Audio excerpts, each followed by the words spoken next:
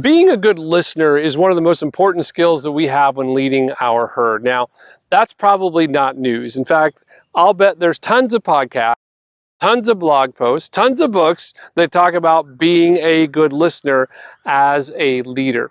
But I think the key to being a good listener is not in your ability to listen, but in your ability to make sure that they feel heard.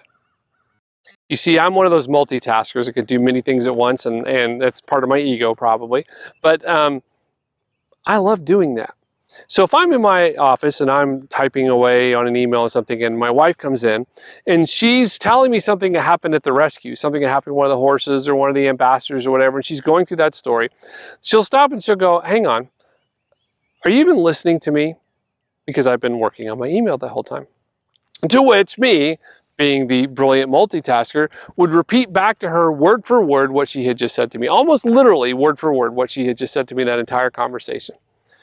To which then she would respond by looking for something, heavy nearby that she could launch towards my head in order to get my attention. You see, what my wife was trying to communicate to me is no different than what employees and customers, for that matter, feel like is.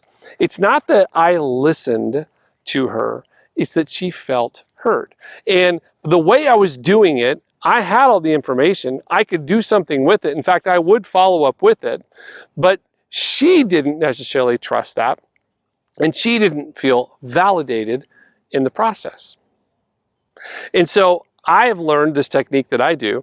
If she comes in and starts talking, I'll be like, "Hang on." Or this will happen a lot with employees too. They come running in, "Hey, I just got off the phone with the Microsoft, and they were and they start talking about the client and the situation. I'm like, "Hang on. Let me finish the sentence at least in the email that I'm writing, okay? And then I'll close my laptop and I'll have my attention." So let me give you 3 things that you can do in order to make sure that you're validating that they feel like you're listening. The first one is what I just said: eliminate distractions. For me, that is the having to close the laptop. I am a multitasker. I can do it. I used to work and do some consulting with the company, and it was interesting that whenever they had a meeting, we would go into the conference room and there would be 12, 13 people all had their laptops, and they were all in chats with other people during that meeting. And everybody felt like that was like great. But I could tell sometimes people were very frustrated because they're like, "No one's listening to me," or "Did you get my idea? Are you paying attention? Are you getting it?"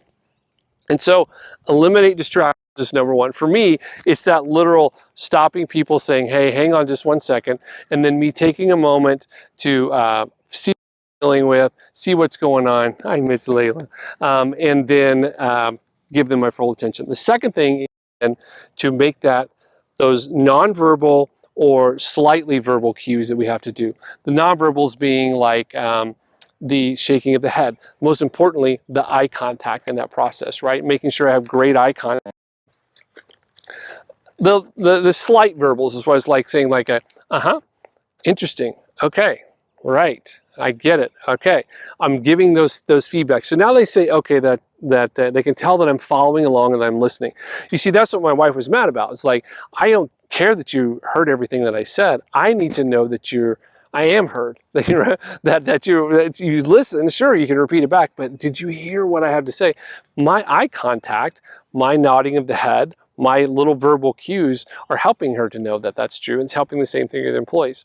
The third thing that you can do is to repeat back what you've just heard. Once they've shared everything with you, say, "Okay, so let me make sure I got this right." And you just kind of summarize it in bullet point form, right? You're not impressing anybody by going word for word. Remember what I talked about, what I was doing and how I thought that was so cool, but it was not cool, right?